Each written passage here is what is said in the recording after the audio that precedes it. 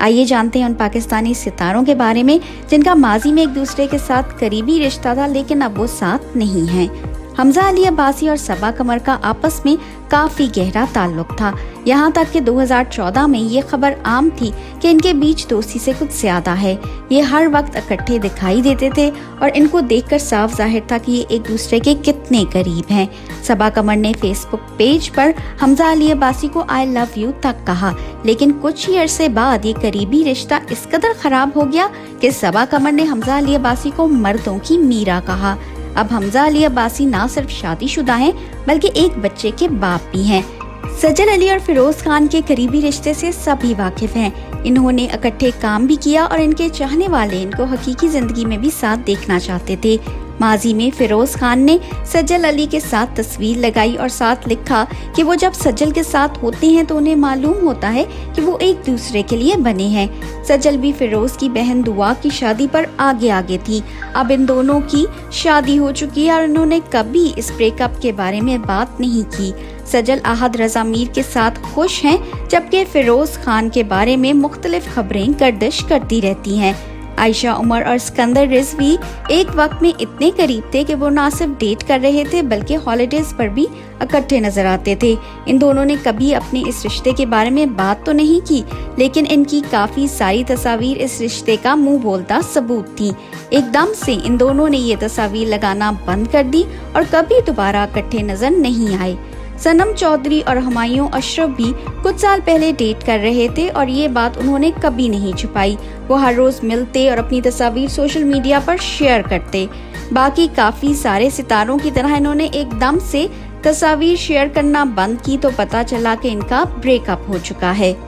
علی اور سارہ خان کے رشتے سے تو سبھی واقف ہیں، انہوں نے اپنی منگنی تک کا اعلان کیا اور ان کے چاہنے والوں کو یہ کپل پسند بھی بہت تھا، لیکن ایک دم سے انہوں نے اپنی راہیں جدا کر لی۔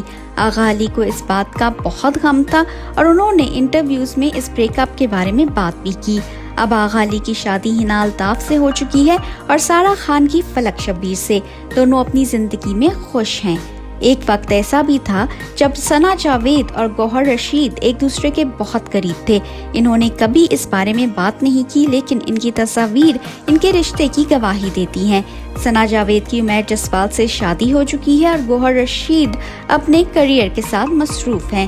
مومنہ مستحسن اور دانیال ظفر بھی ایک ٹائم پر اکٹھے نظر آتے تھے۔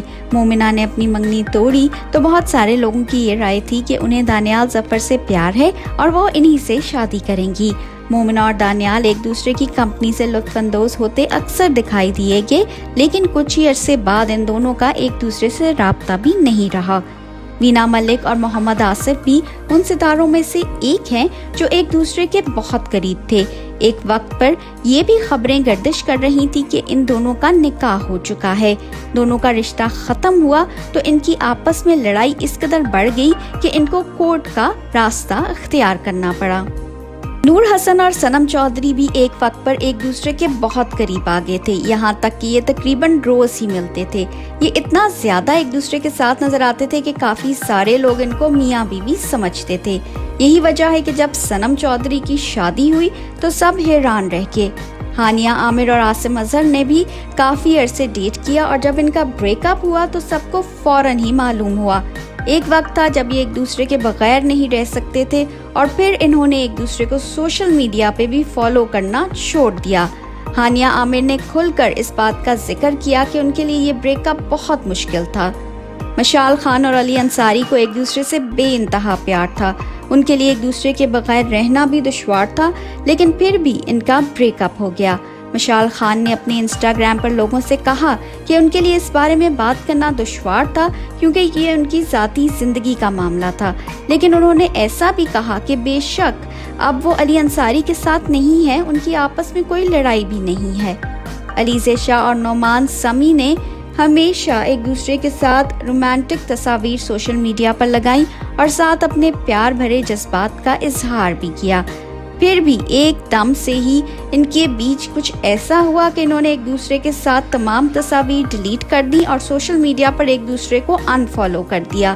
علیزہ شاہ کے سٹیٹس دیکھ کر ایسا لگا کہ جیسے وہ اس بریک اپ کے بعد بہت افسردہ ہو گئی تھی۔ اپنی رائے کا اظہار ضرور کریں اور سبسکرائب کرنا نہ بھولیں۔